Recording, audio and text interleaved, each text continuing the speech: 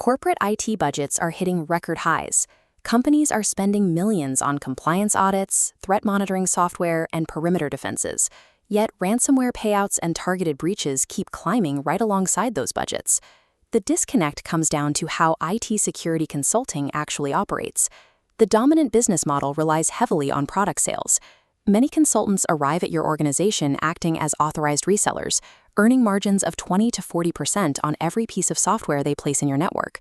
This matrix shows the resulting trap. We map security tool spend against actual breach resilience. The reseller model pushes companies into this high-spend, low-resilience quadrant. A vulnerability assessment effectively acts as a covert business development tool for the consultant sales team, prioritizing new software over actual defense. Because of this structure, consultants are financially disincentivized from recommending simple solutions. A zero-cost process improvement or a minor configuration change might close a critical gap, but the consultant's commission for that recommendation drops to zero. A consultant whose revenue grows as your gaps persist has effectively turned your security budget into their own sales development fund. This creates an immediate problem when you face a strict compliance deadline. Whether it is a board mandate, an ISO 27001 requirement, or a major SOC 2 audit, which are rigorous compliance frameworks that prove to enterprise clients your data handling is secure, most organizations hit these walls without a dedicated internal security leader. The typical deliverable from a software-focused consulting firm in this scenario is a dense PDF of vulnerabilities sorted by CVSS scores. CVSS is the Common Vulnerability Scoring System, a standardized framework for rating the severity of software flaws. This leaves an already stretched CTO trying to decipher hundreds of technical alerts. This approach ignores the underlying operational processes that caused the vulnerabilities in the first place. Instead, it introduces new, unmanaged SaaS tools to patch the gaps, tools that nobody in the organization fully understands or maintains. Contrast this generic technical scoring with actual business risk ranking. A raw technical score rarely translates to an actionable executive priority. A critical server flaw means nothing if that server holds no sensitive data, while a low-scoring configuration error on a key database can expose the entire company. Failing to align security fixes with actual business risk guarantees failure in an enterprise audit. It locks the company into monthly SaaS bloat and leaves the front door open to targeted ransomware attacks. The alternative is the vendor-independent builder model, exemplified by firms like Atlant Security. Absolute vendor independence means zero commissions, zero referral fees, and zero product upsells, ever. The consultant evaluates solutions across all vendors and recommends based solely on fit and budget. This flowchart compares the outputs. On the left, traditional consulting gives you affiliate links. On the right, the independent builder uses the audit to implement process changes. They deliver a fully built information security program, forcing your team to actively reconfigure existing systems rather than passively installing a new dashboard and considering the job done. Often, independent consultants recommend native optimizations. These are built-in settings within existing AWS or Azure environments that effectively eliminate a vulnerability for free. Consider Active Directory hygiene. Active Directory is Microsoft's directory service that manages permissions and user access across Windows networks. It is a critical security layer where configuration changes drastically reduce risk without requiring a single new software purchase. Active Directory is the most attacked system. Leaving lateral movement paths open allows an attacker to jump from a low-level account to an administrator. Removing commissions causes a psychological shift for the consultant. Their incentive aligns purely with finding the simplest, most effective solution for the client. True vendor independence is the only mechanism that transforms a consultant from a software broker into a directly accountable security partner.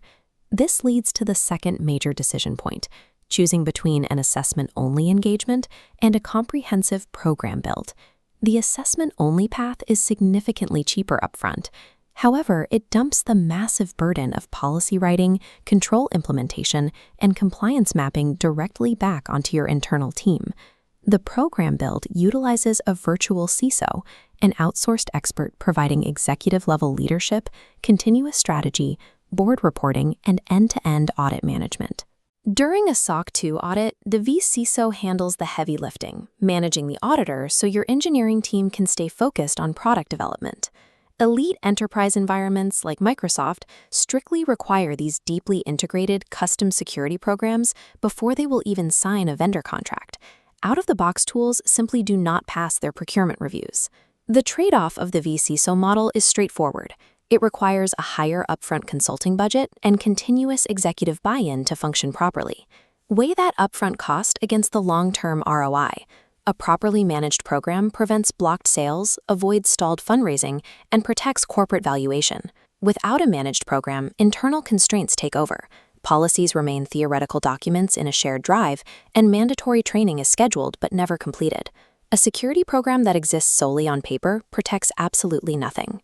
Only implemented, maintained controls actually mitigate existential risk. The premium independent builder model is not necessary for every organization. If you are a micro business that only needs a cheap, automated vulnerability scan to check a generic box for a low-value contract, you should avoid this model. The rigorous process change will over-engineer your operations. This decision flowchart maps directly to high-risk operators, where a breach carries catastrophic liability. The independent build node expands into specific verticals. For law firms, the risk is protecting privilege against spear phishing. For healthcare, it requires clinical system resilience and continuous HIPAA compliance. Industrial and critical infrastructure face distinct high-stakes risks. This involves securing the boundary between OT, or operational technology that controls physical machinery, and IT, the information technology that handles data. A failure here results in catastrophic physical operational disruption. Mid-market SaaS companies face a different pressure. They must survive rigorous investor due diligence and overcome complex SOC 2 requirements that act as hard enterprise sales blockers. For high-stakes organizations, security cannot be a generic template applied equally to everyone. It must be a bespoke, industry-specific defense mechanism. The ultimate choice facing your organization is clear. You can continue buying temporary checkboxes, or you can finally build a permanent security capability. Purchasing software to patch broken internal policies is like buying an expensive bucket to catch water from a leaking roof. It manages the symptom but ignores the structure. A well-built security program naturally produces a clean compliance audit as a routine administrative outcome. The non-negotiable rule for hiring an IT security consultant is demanding absolute vendor independence from software sales. This untethered model is the only way to ensure their recommendations prioritize your business's security over their own commission checks.